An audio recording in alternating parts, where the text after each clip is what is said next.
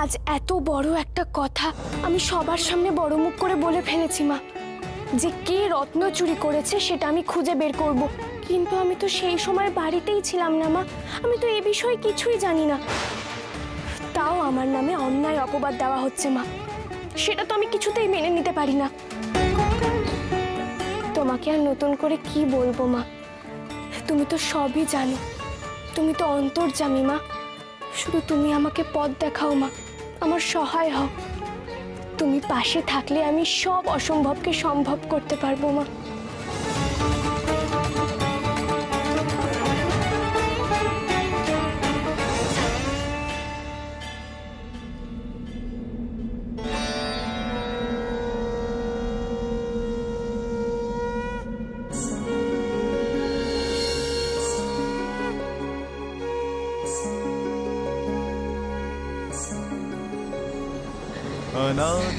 আমি জানতাম মা, আমি জানতাম তুমি আমার পাশে থাকবে।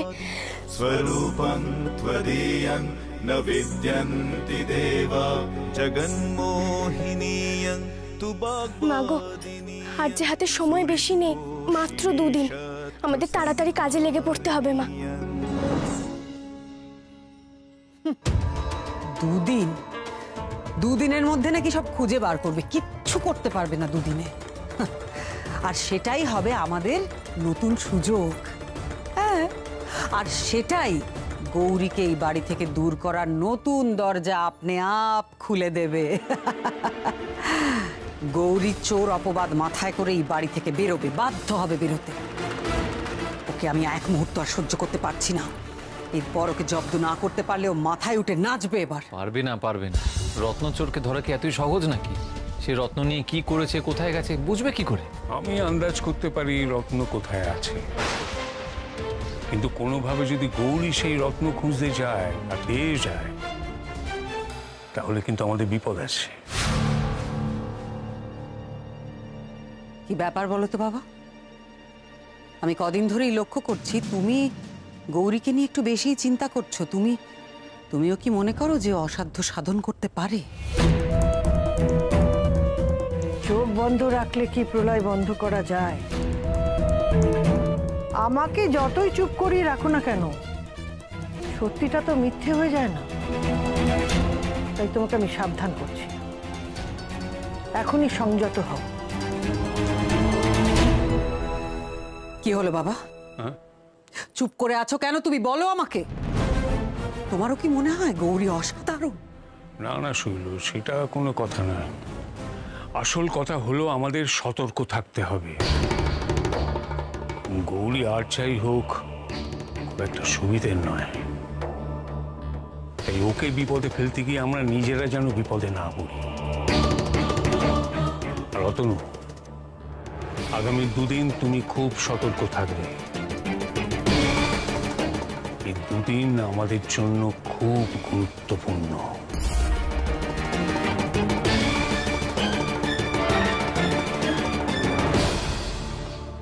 এ কি চিকু বাবু, তুমি এখনো ঘুমোওনি? এই যে মাঝখানে তুমি কিছুদিন ছিলে না, তারপর আমিও কিছুদিন ছিলাম না, এই করে তো আমি আমার রেসপন্সিবিলিটি গুলো ঠিকভাবে করতে পারছিলাম না।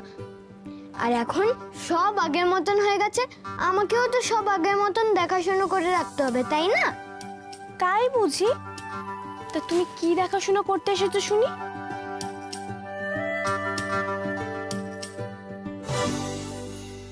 আবার? তুমি আবার দুধ খাওনি চিকু বাবু? না, এখনো আমি খাইনি, এবার খাবো। সেই সঙ্গে তুমিও খাবে, দেখতে পাচ্ছ না 2টো গ্লাস।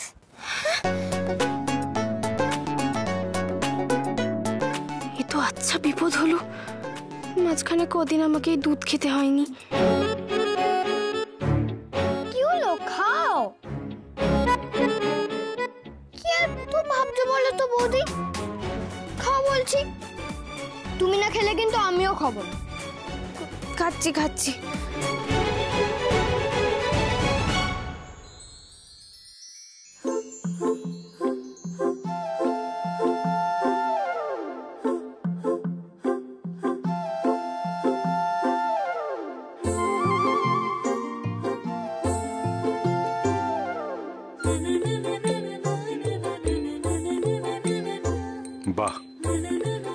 একদিকে গৌরী আর আরেকদিকে চিকু। অবশ্য দুজনেই সমবয়সী।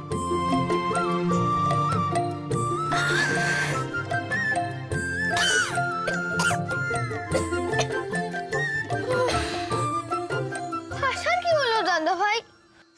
না না, আমি হাসছি না তো, আমি বরং খুশি হলাম যে চিকুবাবু আমার অর্ধেক রেসপন্সিবিলিটি নিয়ে নিয়েছে। এবার তো আমার আর কোনো চিন্তাই নেই। এবার থেকে দুজনেই রোজ রাত্রিরে ঘুমানোর আগে এক গ্লাস খেয়ে দুধ খেয়ে ঘুমাবে, ঠিক আছে? হ্যাঁ, আমি তো বড় হচ্ছি, তাছাড়া মাও এখন থেকে বেরিয়ে যাচ্ছে, তাই আমাকেই সবটা দেখাশোনা করে রাখতে হচ্ছে। নিশ্চয়ই। দেখি চিকু বাবু, এদিকে এসো তো।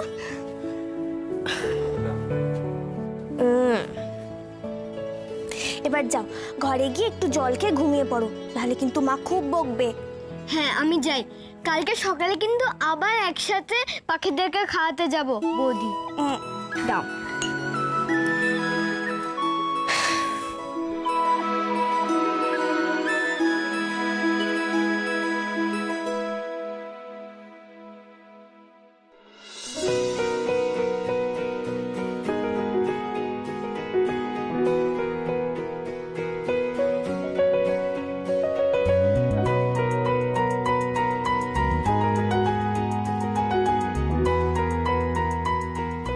কি ব্যাপার বলো তো ডাক্তারবাবু, তুমি আমাকে দেখে হাসছো কেন? দাঁড়াও, এসো আমার সাথে, এসো এসো।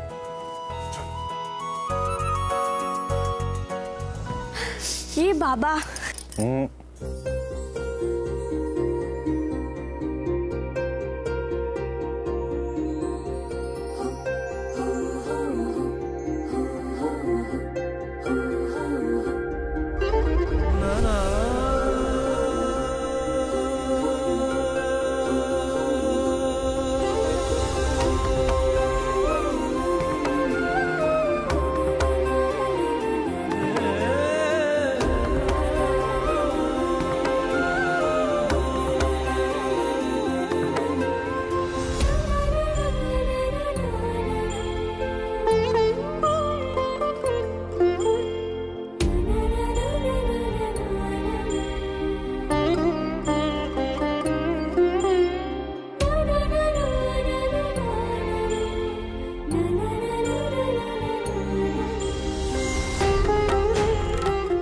আবার দুষ্টুমি, রাত হয়েছে। গৌরী, কি হয়েছে? কিছু না, অনেকটাই রাত হয়েছে।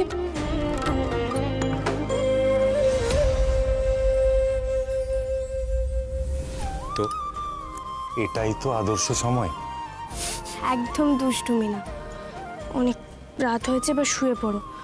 এমনিতে আমার চিন্তা হচ্ছে, চিন্তায় চিন্তায় তো আমার ঘুমিয়ে আসবে না মনে হচ্ছে। কেন, কিসের চিন্তা তোমার এত? আমরা তো বলে দিলাম যে দুদিনের মধ্যে রত্নচোরকে খুঁজে বার করব, কিন্তু সেটা কি করে সম্ভব বলো তো? মানে কি করব, কোথায় খুঁজবো, আমি তো কিছুই বুঝে উঠতে পারছি না। শোনো গৌরী,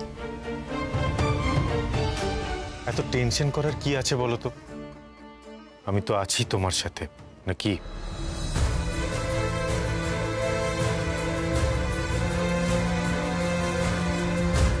শোনো, আমাদের না একদম গোড়া থেকে ভাবতে হবে। ওই সময় বাড়িতে কারা ছিল, ওই রত্নগুলোই বা কোথায় ছিল, বা ওই জায়গাতে কারা কারা যেতে পারতো। আমাদের এই প্রত্যেকটা প্রশ্নের উত্তর খুঁজতে হবে। ডাক্তারবাবু, আমরা পারবো তো? কেন পারবে না গৌরী? আমি এর আগেও তোমাকে অনেক অসম্ভবকে সম্ভব করতে দেখেছি। তোমার ওপর আমার পুরো ভরসা আছে গৌরী। আর গৌরী, তোমার উপর এই অপবাদগুলো আমি না কিছুতেই মেনে নিতে পারছি না। নেহা, তুমি বলেছো তাই আমি চুপ করে আছি, কিন্তু এবার তো বাড়ির সমস্যাগুলো আস্তে আস্তে মিটে যাচ্ছে। একবার গৌরী, একবার তোমার উপর এই অপবাদগুলো সরে যাক, তারপর আমি নিজে গিয়ে পিসিমণির সাথে কথা বলবো। পিসিমণি এগুলো কেন করছে, এতে ঠিক কি লাভ হচ্ছে, আমি এর প্রত্যেকটা প্রশ্নের উত্তর জানতে চাইবো গৌরী।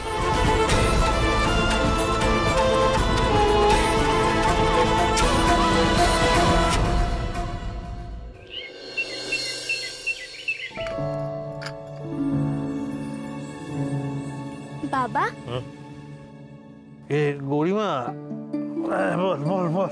তুমি ঘুমোচ্ছিলে? আমি তো তাহলে ঘুমটা ভাঙিয়ে দিলাম মনে হচ্ছে। না না, ঘুমোচ্ছিল না, একটু তন্দ্রা এসে গিয়েছিল, রেস্ট নিচ্ছিলাম। হ্যাঁ বল মা বল। তোমার চাটা। ও চা এনেছিস? গরিমা, তুই কিন্তু আমার অভ্যেসটা খারাপ করে দিচ্ছিস জানিস তো। ঠিক সময় সময় তুই চাটা নিয়ে চলে আসিস। বাবা, আমি কিন্তু আরেকটা কাজ নিয়েও এসেছি। হ্যাঁ কি কাজ বল না, আয় আয় বস আয়। তুমি বলেছিলে না যে যখনই লেখাপড়া করার সময় কিছু আটকাবে তখনই তোমার কাছে চলে আসতে। হ্যাঁ বলেছিলাম তো। ডাক্তারবাবু তো এখন ব্যস্ত, কাজে আছে, সেই জন্যই তোমার কাছে এলাম। আমাকে একটু দেখিয়ে দেবে? নিশ্চয়ই দেখিয়ে দেবো মা। এই কাজ করতো মা, দে এগুলো দে। ওই চশমাটা আমার ওই ব্যাগে আছে, একটু এনে দিবি? আচ্ছা, আমি এনে দিচ্ছি।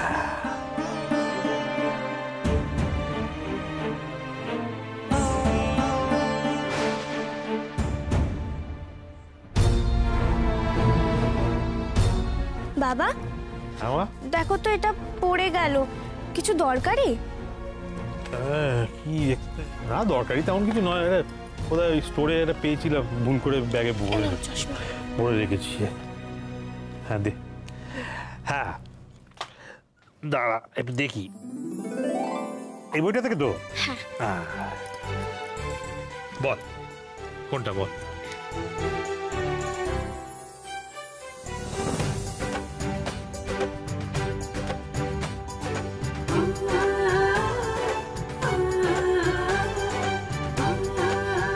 তাহলে বুঝেছিস? হ্যাঁ বাবা, বুঝে গেছি। আবার যখন কিছু আটকাবে তখন চলে আসবো। হ্যাঁ নিশ্চয়ই আসবি, আমার তো কোনো কাজ নেই, যখন মনে হবে তখন চলে আসবি। তবে তোর কিন্তু হবে, তোর খুব তাড়াতাড়ি লেখাপড়া হবে, বুঝিস তো, তোর খুব মাথায় বুদ্ধি।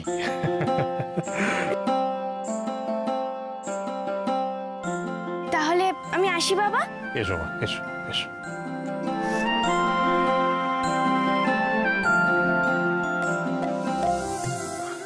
আচ্ছা ছোট ঠাম্মি, গৌরী যখন বাড়ি থেকে চলে যায় তখন বাড়িতে বাইরের কেউ এসেছিল কি? কারণ মানে আমি তো তখন বাড়িতে ছিলাম না, আমি তাই জিজ্ঞেস করছি। কারণ আমাদের বাড়ির যারা কাজের লোক তারা খুব পুরনো এবং বিশ্বাসী। তো ওই সময় বাড়িতে কি বাইরে থেকে কেউ এসেছিল বা বাড়িতে অদ্ভুত কিছু ঘটেছিল? দেখো না, তোমার যদি কিছু মনে পড়ছে তাহলে প্লিজ আমাকে বলো। বাইরে থেকে বলতে না না, তেমন তো কেউ ছিল না, আর নতুন করেও কেউ আসেনি। তবে হ্যাঁ, সে সময় ধূর্যটি বাবা ছিলেন, সে তো তুই যাবার আগেই দেখে গেছিলি। তবে উনি যে কখন গেলেন, আমি শুনেছি যে উনি নাকি গৌরী যাবার আগেই চলে গেছে। আর তো কি রে, থম মেরে গেলি কেন? না আসলে ছোটটা আমি কোথা দিয়েছি শুরু করব না, আমি সেটাই বুঝতে পারছি না।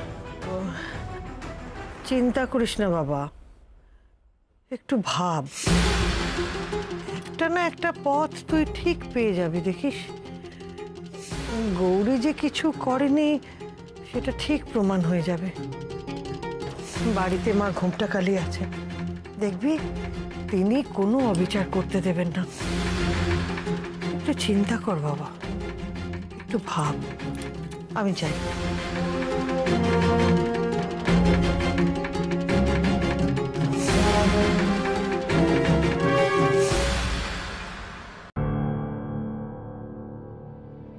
ডাক্তারবাবু, কোথায় গিয়েছিলে তুমি? সকাল সকাল কোথায় কোথায় এত ঘুরে বেড়াও বলো তো? একটা দরকারি কাজে গেছিলাম। বাবা, কি এত দরকারি কাজ পড়ে তোমার? আরে কি গৌরী, বই নিয়ে বাইরে কোথায় গিয়েছিলে? আমি তো তোমায় বলেছি যে এগুলো নিয়ে বাইরে বেরিও না, ঘরে বসে পড়বে।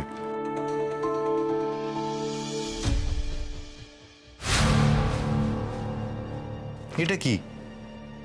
এটা তো আমি বাবার কাছ থেকে পেলাম, বাবা বললো স্টোর থেকে পেয়েছে। আমাদের স্টোর থেকে পেয়েছে? কিন্তু আমাদের স্টোরে তো এসব পাওয়ার কথা নয়, আমরা তো রত্নের হোম ডেলিভারি দিই না। তাহলে তাহলে এটা কোথা থেকে এলো? তা তো জানি না।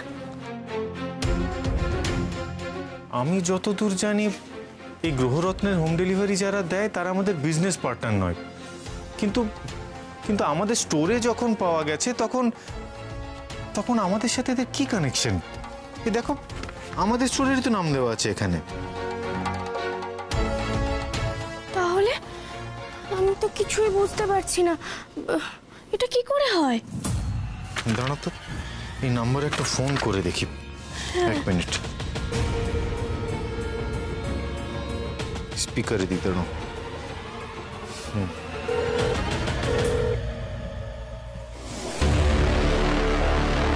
হ্যালো, ছুটি বাবা,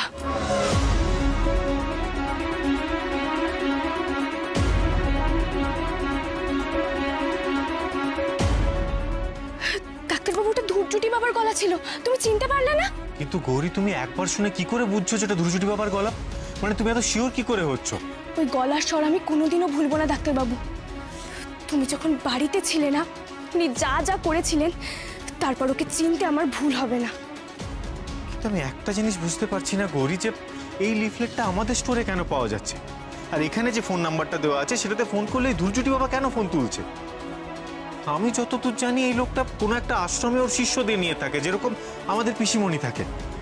কিন্তু কিন্তু এর সাথে আমাদের রত্নের কি যোগ? ডাক্তারবাবু, আমি তোমাকে বলেছিলাম না ডাক্তারবাবু, তুমি ভুলে গেলে? আমি যখন অজ্ঞান হওয়ার ভান করেছিলাম তখনই তো ধূরজুটি বাবার সত্যিটা জানতে পেরেছিলাম। উনি তো বলছিলেন শৈলমার সাথে ব্যবসায় যোগ মানে তো আমাদের ব্যবসার সাথে যোগ, তাই না? আমাদেরও তো গ্রহরত্নের ব্যবসা।